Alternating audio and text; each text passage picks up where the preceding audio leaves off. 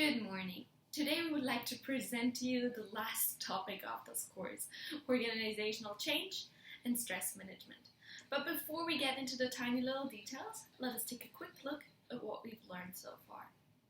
Behavior, OB, is the study of how humans interact in group environments and is a combination of psychology, sociology, economics, and communications. By studying human behavior in groups, OB strives to find ways to improve human efficiency in workplace settings. Human resource managers use OB analysis in improving training programs or increasing job satisfaction and thus reducing employee turnover. In addition, the research and discoveries from OB help organizations develop leaders and promote innovation. Applying OB findings helps managers revise their methods of compensation, employee evaluation, and even the ways in which the organization is configured, all in order to improve performance. OB takes a long-term view of enhancing a company's profitability. Studies have shown that corporations with happy, motivated, engaged employees tend to do better over the long run than companies that do not.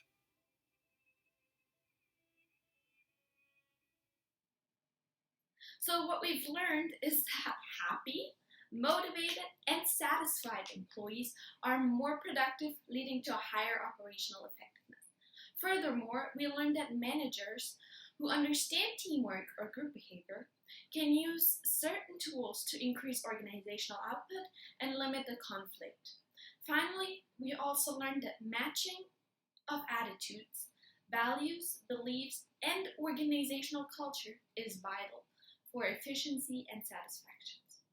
So with all of this in mind, we can start with the current chapter of the organizational change and stress management and how it relates to organizational behavior. First, we cover what change is and what causes change. Then, we're going to focus on the resistance towards change and how to overcome it. Then, we're going to examine the different processes for managing change. And finally, we'll take a look at how stress works, its sources, and outcomes. So what is change? Let's start by looking at the following examples. When we look at the smartphone market, for example, especially Apple, we can see a big difference between the fourth quarter sales of 2013 and the fourth quarter sales of 2014. In 2013, Apple sold 50.2 million iPhones, while in 2014, Apple sold 74.8 million iPhones. So as you can see, there's this big difference between the two numbers, allowing us to assume that there was some kind of change. Maybe the popularity of iPhones increased, or they introduced a new iPhone version. You never know. So while this doesn't matter, this example just highlights the definition of what is change. So basically, change is to transform or to alter, or in other words, to make something different. So instead of going the old way, you go the new way. Now there's different forces that simulate change in organizations. In this lesson, we're going to look at 6 of them. The nature of the workforce, technology, competition, social trends, economic shocks, and world politics. But first, let's take a look at the changing nature of the workforce. Organizations constantly have to adjust to demographic changes, like an aging population or increased cultural diversity. As you can see in the picture, with globalization increasing, people from everywhere around the world are working together, meaning that organizations have to become more flexible and adjust to individual methods. Next is technology. Technology is constantly changing. Even companies with the newest equipment out there are out of date within a few months. For example, faster, cheaper, more mobile computers and phones are constantly introduced to the market.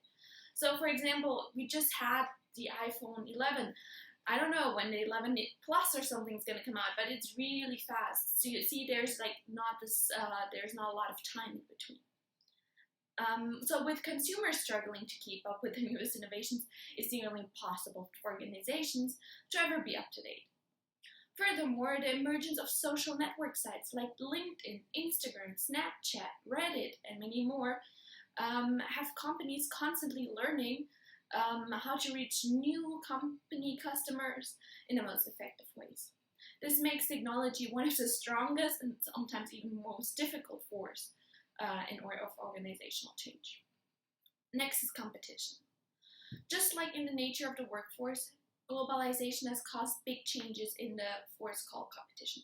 Competition nowadays are just as likely to be across the ocean as across the street. Furthermore, the mergers of multiple competitors change the game of competition. Companies constantly have to adapt to the changing global environment. They have to be faster on their feet, capable of developing new products rapidly, and getting them to the market even quicker.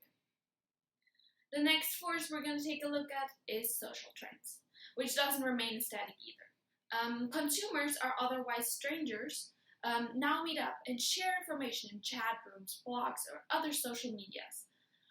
Therefore, organizations must continuously adjust marketing strategies to be sensitive to these changing social trends. For example, increased environmental awareness has caused organizations to adapt to green practices. That was something not normal before. So rather than being optional, they're expected nowadays. Furthermore, the liberalization of attitudes towards the LGBTQ community has caused the work environment to adapt radically. Nowadays, companies cannot just suddenly say, oh, you know what, we're not going to take this into consideration. They're going to have to adjust. It's a requirement nowadays. So, although they might not agree, they're forced to change according to the law, to accommodate the policies, and to accommodate their new employees that fall into that category. The next force is economic shocks. An example for that is the Great Global Recession between 2007 and 2009.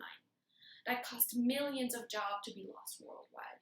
Well-known corporations to disappear. The housing market was in disarray. It has all these little tiny effects that one would not have thought about before. So out of all the forces, I think this one is the one that affects employees also directly. Another example of economic shocks include the rise and fall of the housing market, as said, and financial sector collapse. I think this force of change is one that we can see again today, as many organizations have to shut down due to the coronavirus. You might not know if they come back or if it's the end of that era of that organization, if employees still have a job afterwards. But I think this one really has a big impact on the life of the actual people. The final force we're going to take a look at is world politics. So with globalization taking place, the politics of individual countries are also affected, and that has an effect on the economy worldwide. For example, the intense shakeups in governments across the Middle East, or the dramatic rise of power and influence of China, they demonstrate how policies affect the organization and cause them to change. I mean, a few years ago, nobody would have been able to invest into China, but with its rise, its whole new market was open, and there are so many more markets that can be opened up and increase organizational presence and economic growth and everything in different countries. Another less severe example is the rising of the healthcare costs that organizations have to bear, especially in countries where it is required by law. This obviously has a big impact. So let's do a quick recap of what we've learned so far. I think that's really helpful in understanding and remembering and learning it. So there were 6 changes. There is the nature of the workforce, so a lot of times you can also call it diversity, technology, competition, social trends, economic shocks, and world politics. All of them are really relevant as they're constantly changing factors in the current world. So nature of workforce, again, it was the increase in diversity because the companies have to adapt to. Technology, there's constantly something new being introduced. Competition, there's competitors worldwide now, not just in your little town. Social trends, I mean, we're constantly changing what we want, and organizations have to adapt to that. Economic shocks, just like the coronavirus, has an impact on the economy, but also on world politics. As you can see, there's all these little factors that affect it, and there's so many examples that we can think of that invoke change. Now, with all of this in mind, we're going to have to take a look at the different types of changes, because there's not just one. There's planned change, and there's unplanned change. So the difference is that planned change is a change activity that's intentional or goal-oriented. So basically, it is initiated by the company. The company wants this change to take place. They want to transform something because of a certain factor, because they think they're out of date. You never know, but they're the ones that initiate change. The other one is unplanned change. Unplanned change just simply happens. We don't know, we can't influence it, we're not the ones that create it, we're just going to have to respond and make sure that the way we respond is accordingly. For example, the coronavirus right now. That's definitely not a planned change, it's an unplanned change. We all just are affected by it, we simply have to deal with it. Nobody wanted to introduce this. So as we're looking at organizational change, we're going to have to focus on the unplanned change, because unplanned change is just simply unpredictable and we cannot develop any kind of frameworks for it. So now the question is, why do organizations want to plan change? I mean, what's the reason you want to introduce all this difficult work, make it everything harder, just change your whole structure of the company or something? Why do you want it? What is their goal? So most of the time, organizations introduce change as they seek to improve the ability of the organization to adapt to changes in the environment. Like in the previously mentioned forces, the 6 of them.